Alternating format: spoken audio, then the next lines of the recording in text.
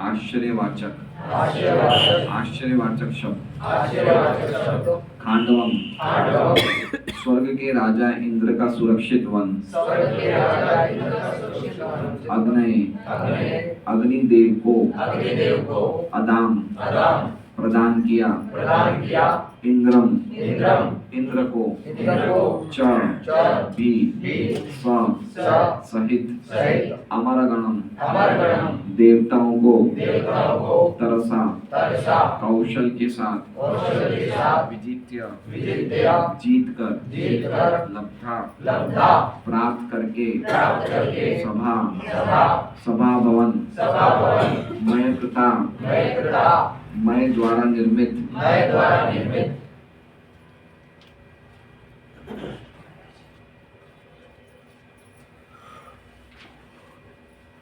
अद्भुत अत्यंत अद्भुत शिल्प कला तथा कारीगरी माया शक्ति दिव्य सभी दिशाओं से अहरन एकत्र नृपतयः सारे राजकुमार बलिम भेंटे अध्वरे ले आए ते इसमें अध्वरे का मीनिंग इंग्लिश में क्या लिखा है? अध्वरे का मीनिंग देखिए ब्रॉड अध्वरे ले आए। अनुवाद चूंकि वे मेरे निकट थे अतएव मेरे लिए अत्यंत कौशल पूर्वक स्वर्ग के शक्तिशाली राजा इंद्रदेव को उनके देव पार्षदों सहित जीत पाना संभव हो सका और इस तरह अग्निदेव खांडव वन को विनष्ट कर सके। उन्हीं की कृपा से मय नामक असुर को जलते हुए खांडव वन से बचाया जा सका। इस तरह हम अत्यंत आश्चर्यमय शिल्प कला वाले सभा भवन का निर्माण कर सके जहां राजसूय यज्ञ के समय सारे राजकुमार एकत्र हो सके और आपको आदर प्रदान कर सके।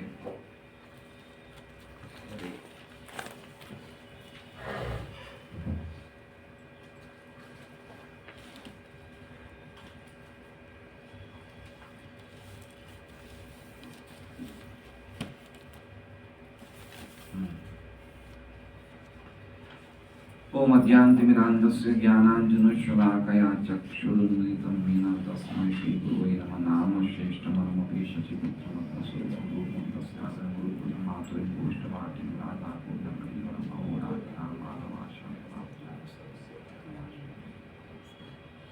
वन्देहं श्रीगुरो श्रीयुतः पदकमलं श्रीगुरुवैष्णवांश्च श्रीरूपं सारजातं सैनदत्तं सजीवं साद्वैतं सावधूतं पंडितं कृष्ण चैतन्य देवं श्री राधा कृष्ण पादान सहगण ललिता श्री गुरु वैष्णव भगवान तीन स्मरण है हरे गंगा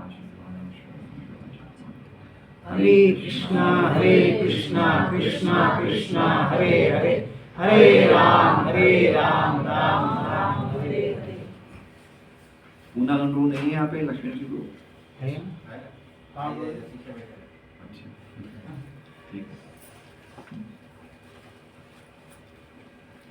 तो सभी भक्तों का स्वागत है भागवतम क्लास में।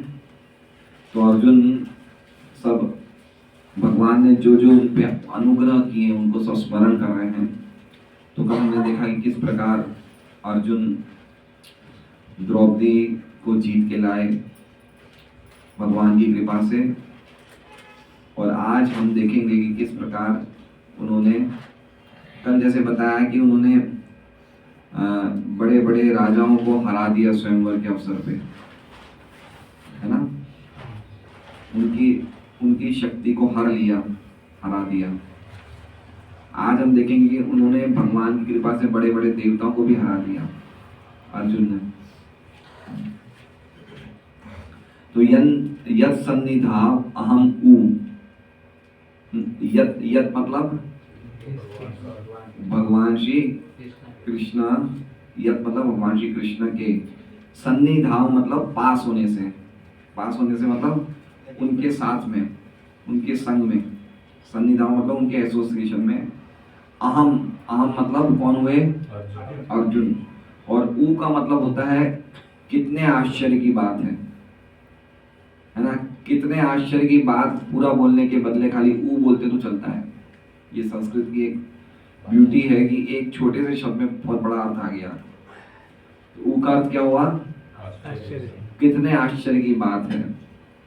तो ये पहली लाइन का अर्थ क्या होगा कि कितने आश्चर्य की बात है कि उन भगवान कृष्ण के संग में मैंने क्या किया? खांडवम अग्नेयदाम। खांडवम मतलब खांडव मैंने दे दिया। खांडव मतलब खांडव वन।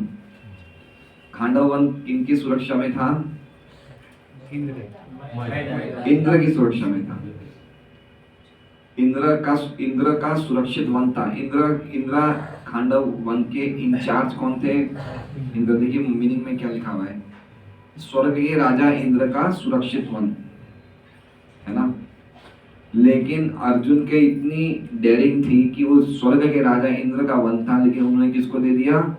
अग्नेय अदाम। अग्नेय मतलब अग्निदेव को, अदाम मतलब दे दिया। आप रख लो। किसने दिया? अर्जुन ने। अर्जुन मनुष्य है और किनको दान दिया उन्होंने?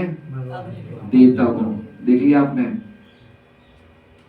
हम देवताओं से मांगते और अर्जुन किनको दे रहे हैं? देवताओं को दे रहे हैं। ये अर्जुन की स्ट्रेंथ थी।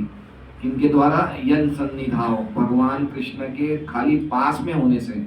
खाली कृष्ण कुछ कर नहीं रहे थे इसमें, खाली कृष्ण के पास होने से उनको इतनी शक्ति मिल रही थी। इसलिए हमारे खाली हम लोग एक प्रामाणिक गुरु परंपरा में हम लोग दीक्षा लेते हैं या उनकी मार्गदर्शन में हमें कितनी शक्ति मिलती है। 16 माला कर लेते हैं, 4 नियमों का पालन कर लेते हैं। हम लोग पहले सोच भी सकते थे हम ऐसा कर सकते हैं। महाप्रथम क्लास में आ जाते हैं, डिस्ट्रीब्यूशन में भी चले जाते हैं। कहाँ से आ रही शक्ति? खाली एक भगवान के सन्निधाव, भगवान के एसोसिएशन में, मतलब भगवान के शुद्ध भक्तों के एसोसिएशन में हमें शक्ति मिल रही है। 4 नियमों का पालन करना कोई आसान है क्या? लेकिन हमारे से पॉसिबल नहीं है, लेकिन हमें शक्ति मिल रही है। तो उसी प्रकार से अर्जुन कह रहे हैं कि उनकी पास में होने मात्र से कितने आश्चर्य की बात है कि मैंने खांडव वन, जो राजा इंद्र का सुरक्षित वन था, मैंने अग्नेय को दे दिया, अग्निदेव को दे दिया। और कैसे दिया? तो कह रहे हैं कि आसानी से नहीं दिया। मैंने जब अग्नि को दिया तो इंद्रम च सामर गणम तरसा विजित्य, इंद्र ने मेरे साथ मुझे फाइट दी। तो ये स्टोरी आप लोग को पता होगी, महाभारत में है ये स्टोरी कि एक बार अग्निदेव को बहुत सारी आहुतियां, यज्ञ में आहुतियां कहाँ दी जाती हैं? अग्नि को। और कौन सी आहुतियां दी जाती है? घी की आहुतियां दी जाती है।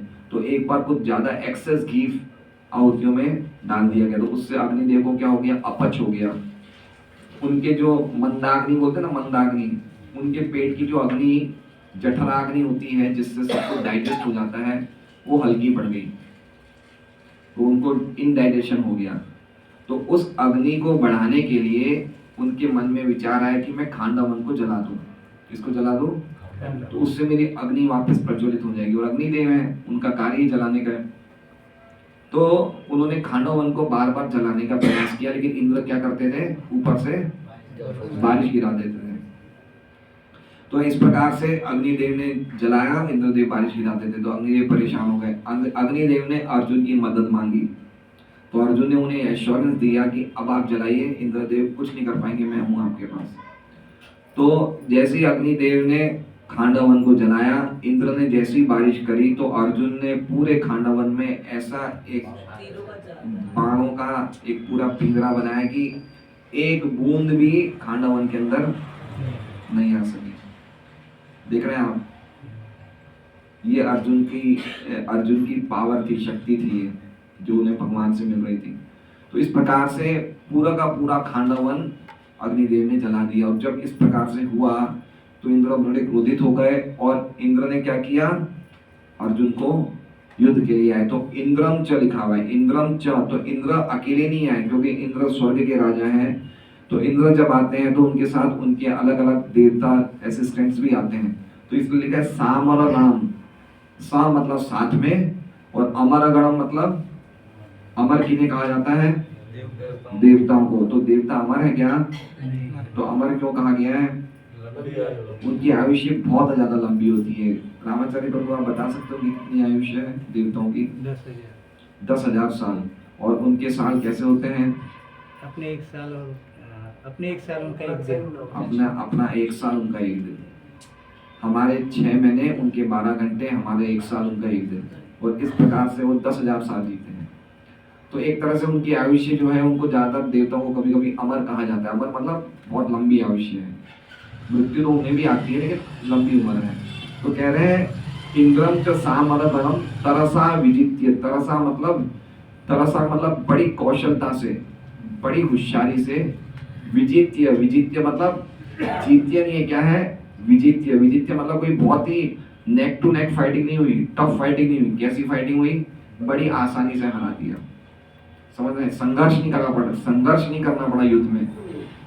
बड़ी आसानी से सभी देवताओं को इंद्र के साथ अर्जुन ने तरसा विजित्य, बड़ी कौशलता के साथ हरा दिया। अब देवताओं का क्या बल समझते हैं? देवताओं का क्या बल समझते हैं?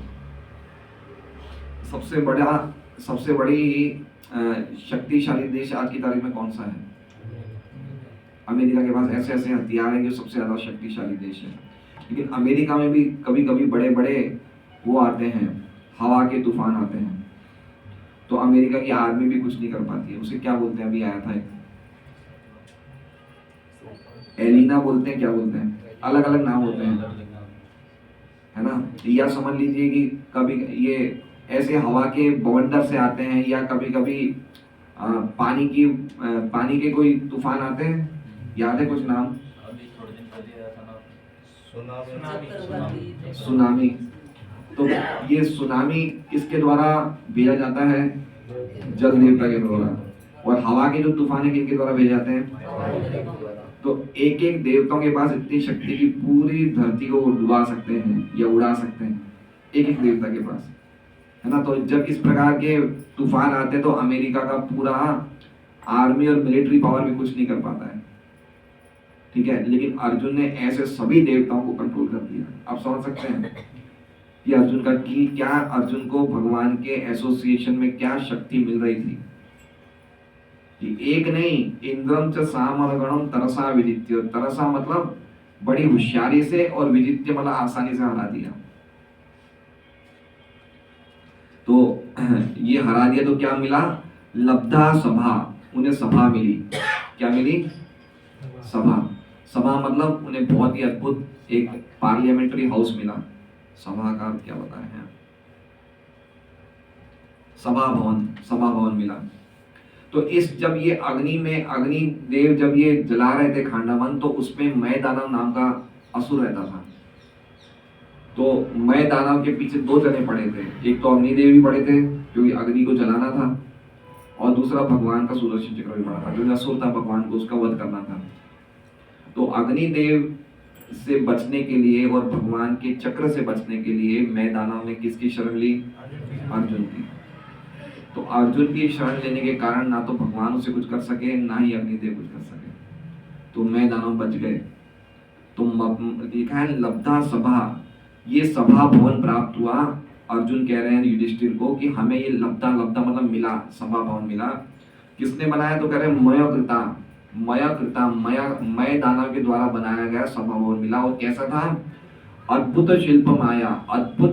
अद्भुत शिल्प मतलब अद्भुत कारीगरी बनाई थी उसमें, अद्भुत कला और कारीगरी, माया मतलब की शक्ति से युक्त, अद्भुत कला एवं कारीगरी की शक्ति से युक्त वो भवन था।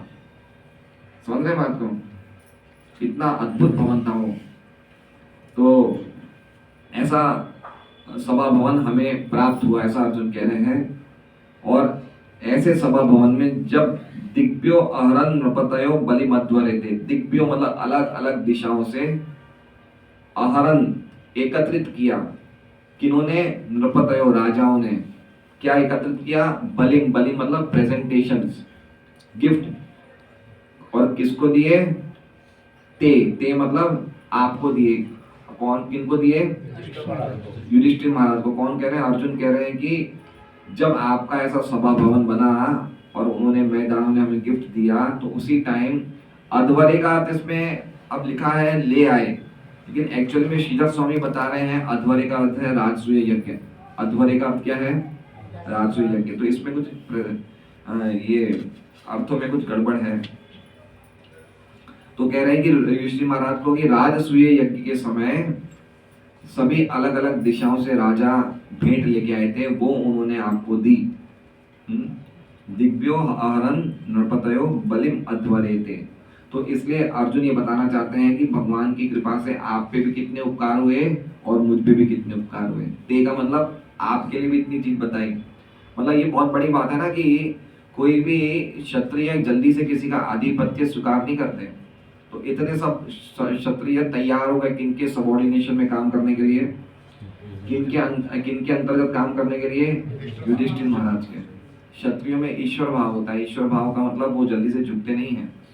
लेकिन युधिष्ठिर महाराज और पांडवों का जो स्वभाव था वो इतना नोबल था, इतना मतलब अद्भुत था कि इतने बड़े बड़े राजा भी सब स्वेच्छा से युधिष्ठिर महाराज का आधिपत्य स्वीकार किया और उनको भेंट दी।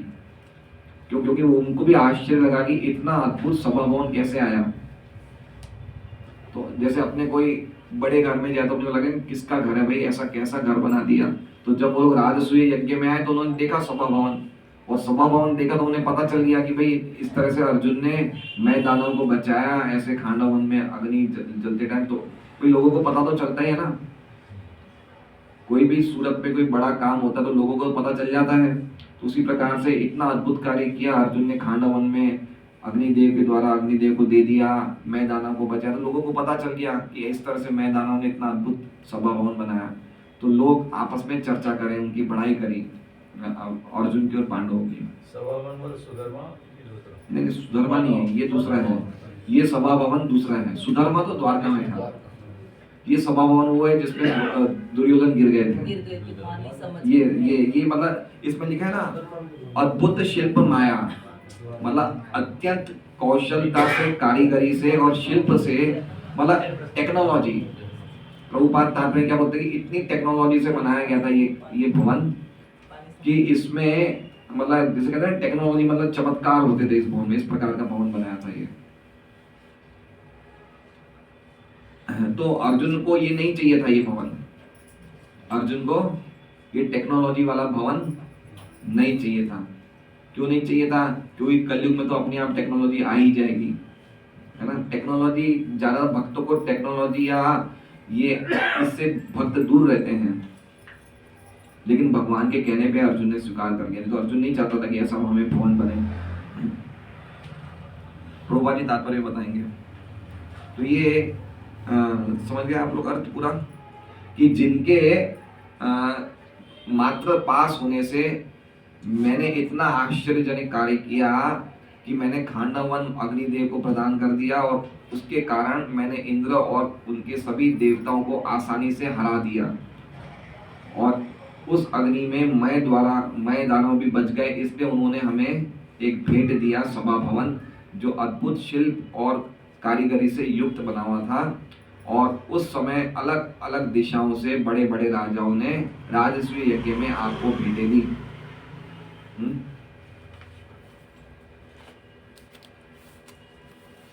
श्रीधर स्वामी कह रहे हैं ऊ का अर्थ है आश्चर्य। ऊ का अर्थ क्या है?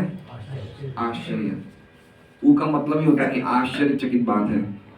खांडव मतलब इंद्र का वन में अग्नि को अदान मतलब दे दिया।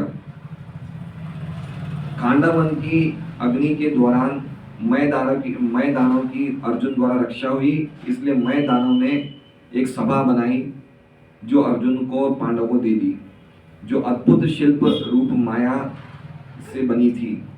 और आपके अध्वर्य का अर्थ यहाँ श्रीधर स्वामी बता रहे हैं राजसूय यज्ञ। अध्वर्य का क्या बता रहे हैं?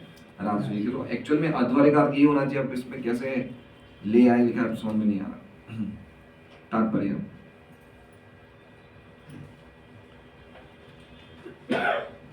मैं दानव खांडव वन के निवासी था, किंतु जब खांडव वन में आग लगा दी गई तब उसने अर्जुन से रक्षा करने की याचना की। अतः अर्जुन ने उसकी जान बचाई। फलस्वरूप वो अत्यंत कृतज्ञ था। बदले में उसने पांडवों के लिए एक अद्भुत सभा भवन निर्माण कर दिया, जिसके प्रति सभी देशों के राजकुमार अत्यंत आकृष्ट थे। आकृष्ट मतलब अट्रैक्टेड। कोई भी टेक्नोलॉजी की आधुनिक डिस्कवरियां होती है, जो भी होता है, उससे हम लोग क्या हो जाते हैं, आकृष्ट हो जाते हैं। जैसे अगर हम कोई एयरपोर्ट पे जाएंगे, बहुत बड़ा एयरपोर्ट बनता है जिसमें अलग अलग चीजें, आजकल तो कैसी टेक्नोलॉजी आ गई। कल हम एक घर में गए डिस्ट्रीब्यूशन में, तो अब आजकल चलता होगा तो वो पंखा चल रहा था, तो हमने उनको बोला, भाई साहब को जिनका घर था, कि राजेश जी ये पंखा बंद कर दिए, सर्दी का टाइम है। तो उन्होंने पता नहीं क्या बोला, बोले पंखा बंद हो जाए, तो पंखा बंद हो गया। वो रिमोट पे ऐसे होने लग गए आजकल, वो रिमोट से ही सब बोलते हैं तो हो जाते हैं। तो टेक्नोलॉजी सब अट्रैक्ट हो जाते हैं आजकल।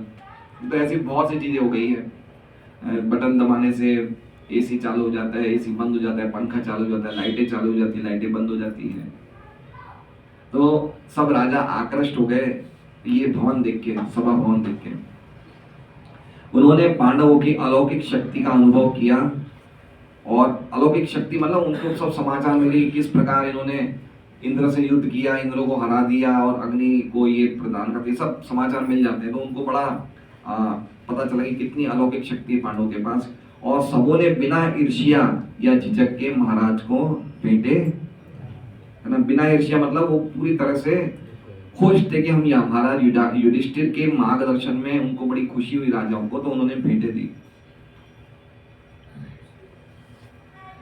असुरों में भौतिक आश्चर्य उत्पन्न करने की अद्भुत तथा अलौकिक शक्ति पाई जाती है, लेकिन वे सदैव समाज के लिए उपद्रवकारी तत्व होते हैं। मतलब पॉइंट प्रभुपाद जी देखिए इसमें, अब ये कथा के टाइम ये पूरे तात्पर्य में प्रभुपाद जी 2 पॉइंट ज्यादा समझा रहे हैं। एक तो टेक्नोलॉजी जो है, जो टेक्नोलॉजी का कार्य कौन करते हैं, असुर करते हैं, है ना। अभी हम लोगों के पास भी टेक्नोलॉजी हमारे हाथ में आ गई है, इसलिए जितना हमें भगवान की सेवा में यूज करना है इतना ही करना चाहिए, उससे अटैच नहीं होना चाहिए, नहीं तो हम असुर बन जाएंगे।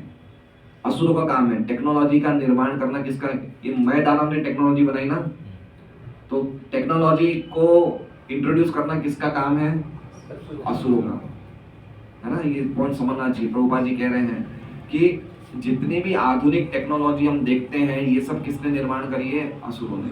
और जितना ज़्यादा हम इनको यूज़ करेंगे या इनके हम उसमें आ जाएंगे, तो हम धीरे धीरे हमारा स्वभाव आसुरिक बनता जाएगा। इसलिए बहुत सावधान रहना चाहिए। सबसे खतरनाक टेक्नोलॉजी जो असुरों ने हमें दी, वो क्या दी है, इतनी खतरनाक दी है कि ये हमारा टाइम क्या कर रहा है, ये हमारा टाइम खा रहा है, ईट कर रहा है। जैसे अग्निदेव को खाने के लिए क्या दिया, खांडवन, और असुरों ने ये क्या टेक्नोलॉजी दी है, ये ऐसी ये माया करता है, मैं दानव की, ये मैं दानव का ही है, मैं दानव की जिसे कहते हैं ना बच्चों की, ये वो है बनावट है ये। तो इसने हमारा टाइम खा लिया है। बहुत समझना चाहिए। और युक्त वैराग्य मतलब जितनी आवश्यकता है भगवान की सेवा में, उसके लिए, नहीं तो हम लोग कैसे इनके द्वारा खींच लिए जाएंगे हमें पता नहीं है।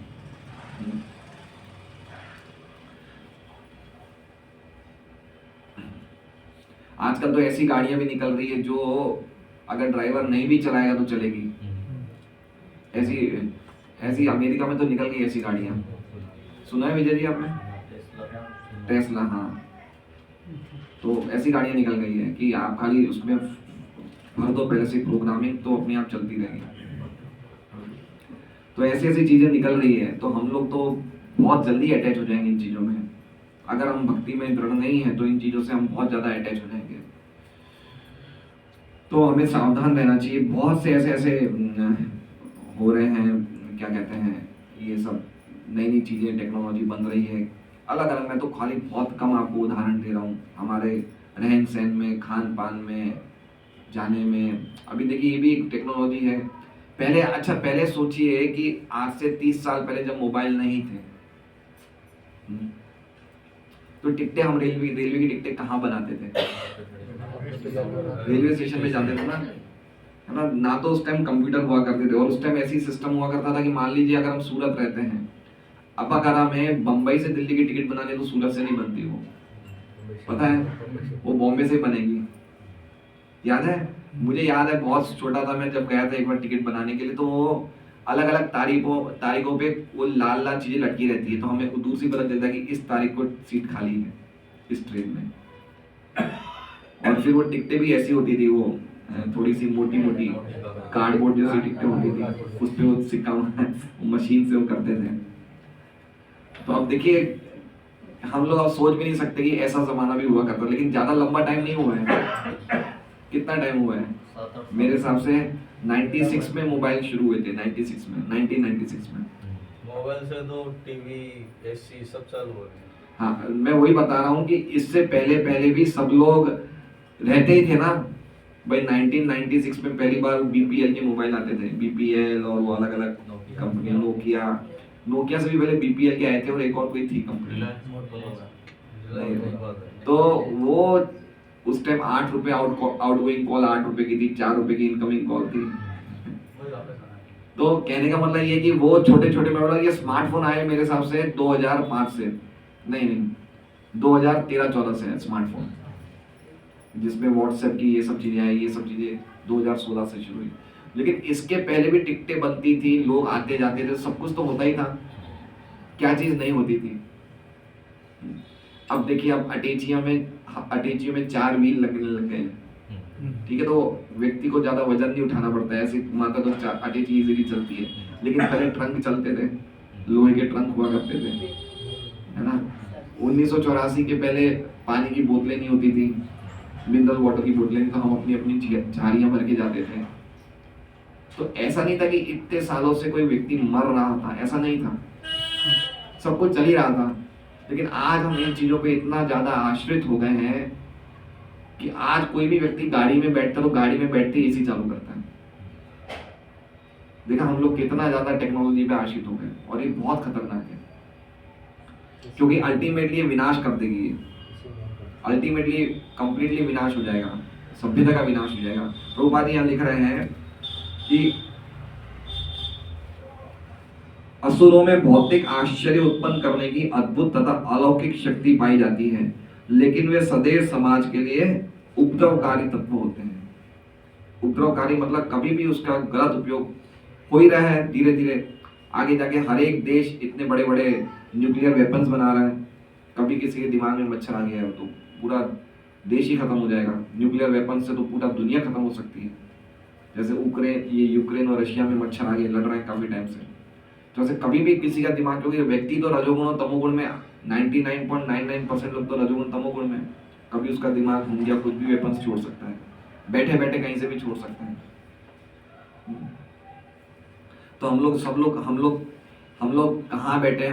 हम बम पे ही बैठे हैं सब लोग, कभी भी कुछ हो सकता है। तो बहुत ही स्थिति खतरनाक है। आधुनिक असुर तो भौतिक विज्ञानी हैं जो समाज में उत्पात मचाने के लिए किसी न किसी भौतिक आश्चर्य को जन्म देते रहते हैं।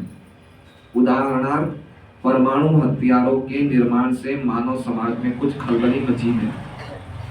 मैं भी इसी तरह का भौतिकवादी था, और वो ऐसी, अच्छा मैं लिखा है, क्या लिखा है? इसमें मैं लिखा है, मैं मतलब मैं उपाधि ऐसे कैसे लिखेंगे? मैं लिखा है इसमें। मैं भी इस तरह का भौतिकतावादी था, और वो ऐसी आश्चर्यजनक वस्तुएं तैयार कराना जानता था। फिर भी भगवान कृष्ण उसका वध करना चाह रहे थे। देखिए क्या कितनी इंपॉर्टेंट बता रही है कि वो इतनी टेक्नोलॉजी जानता था, लेकिन फिर भगवान कृष्ण को ये सब पसंद नहीं था, वो उसका वध करना चाह रहे थे। तो भगवान को टेक्नोलॉजी पसंद नहीं है, पॉइंट ये कह रहे हैं।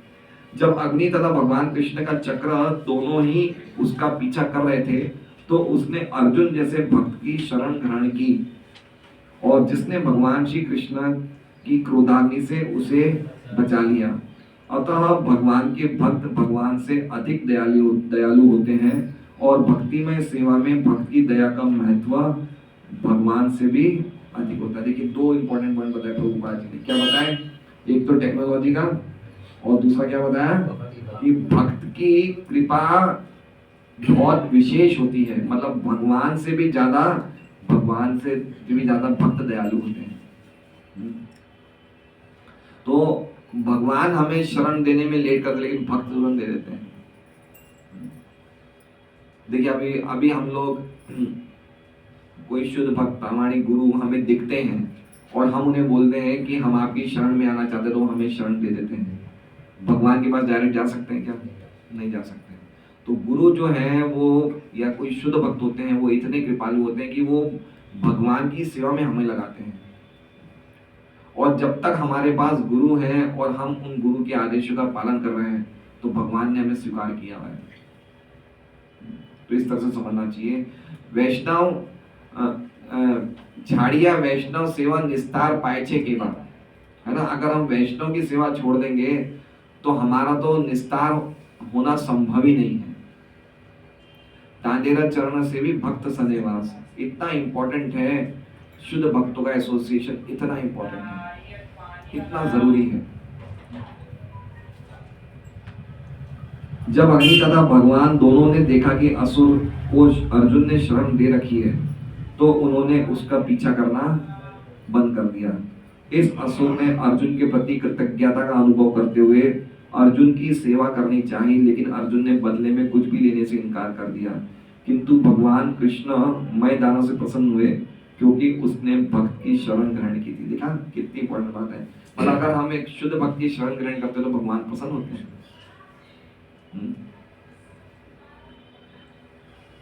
इसलिए कभी भी हम लोग डायरेक्ट भक्ति नहीं कर सकते। हमारा ना तो इतना बड़ा क्लास है और ना ही हमारी योग्यता है और ना ही भगवान उसे पसंद करते हैं।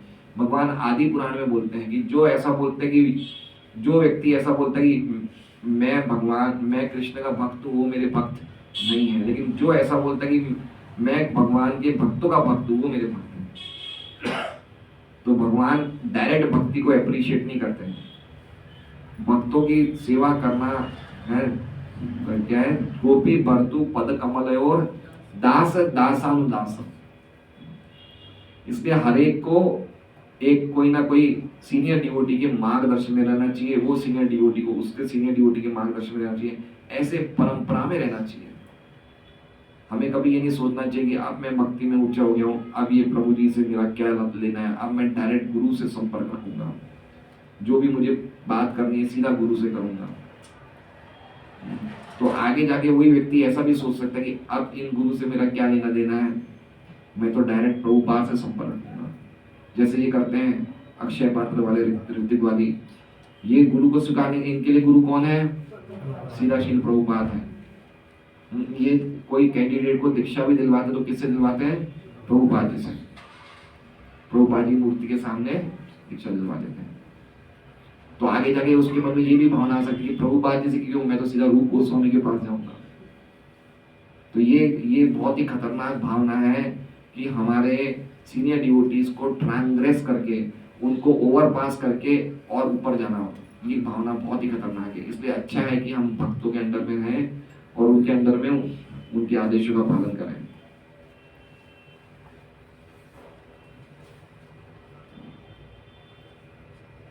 क्योंकि उसने भक्त की शरण ग्रहण की थी। अतएव उन्होंने उससे कहा कि राजा युधिष्ठिर के लिए वो एक अद्भुत सभा भवन तैयार कर दे। इस तरह प्रक्रिया यही है कि भक्त की दया से भगवान की कृपा प्राप्त होती है। भक्त की दया से क्या मिलती है? भगवान की कृपा मिलती है। कहाँ लिखा है? यस्य प्रसादात् भगवत प्रसादो यस्य प्रसादात् न गति कुतोपि। एक्चुअली में अगर हम गाते हैं तो हमें बराबर गाना चाहिए, यस्य प्रसादात् भगवत प्रसादो यस्य प्रसादान। कोई लोग क्या बोलते हैं? यस्य प्रसादान न गति, यस्य प्रसादान नहीं, यस्या प्रसादान, है ना। तो ये वो प्रोनाउंसिएशन प्रॉपर होना चाहिए।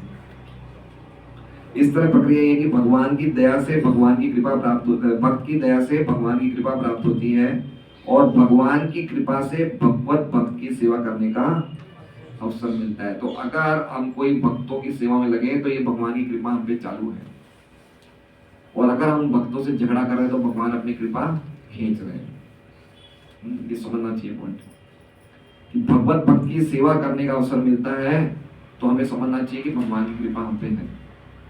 भीमसेन की गदा भी मय दानव द्वारा दी गई भेंट थी। तो बहुत इंपॉर्टेंट पॉइंट बताया प्रभुपाद जी ने कि कैसे भक्तों की कृपा पे हमें आश्रित रहना चाहिए और भक्तों की सेवा में लगना चाहिए। और एक टेक्नोलॉजी का पॉइंट है, 2 पॉइंट बहुत इंपॉर्टेंट है कि किस प्रकार अगर हमें वास्तव में गंभीरता से भक्ति करनी है तो पर्टिकुलरली अभी हमारे पास ये मोबाइल है, जितना हमें आवश्यकता है उतना यूज करें।